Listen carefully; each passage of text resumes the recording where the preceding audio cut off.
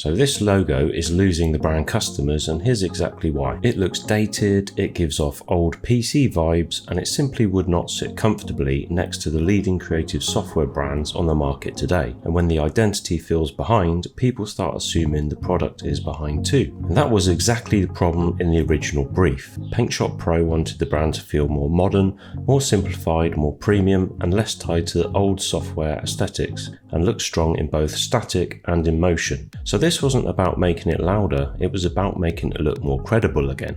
So the process started at quite a wide scale. I explored lots of routes, geometric P symbols and enclosed marks, and even butterfly directions too. But the P route kept winning because it preserved recognition, simplified the system, and gave me something that I could scale properly across logo lockups, app icons, and motion. So from there, the job was to narrow and refine. I tested symbol candidates, explored different word marks, and looked at how the identity would actually read as a system rather than isolated design pieces. The biggest improvement came in the relationship between the mark and the type. I made the symbol noticeably larger, distributed it more evenly against the word mark, and adjusted the characters like the T and the S so the typography carried a little more of the original brand DNA, and then manually corrected the kerning throughout. Those details look small, but they are exactly what stop a redesign from feeling generic. And then came the product level decision that really helped solve the category problem: the app container.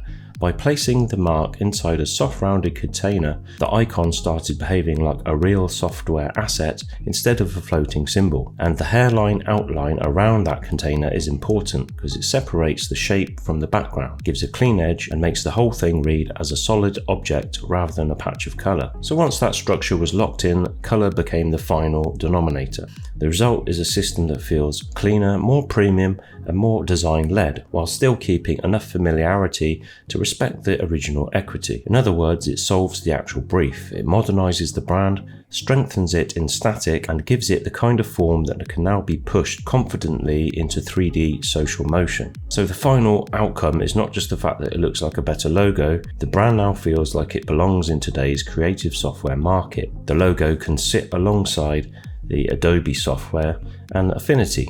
So let me know in the comments what you think. Have I redesigned the brand well enough? Have I pushed it forward and made it look more modern? And can it sit alongside other app icons like Adobe, After Effects and Photoshop?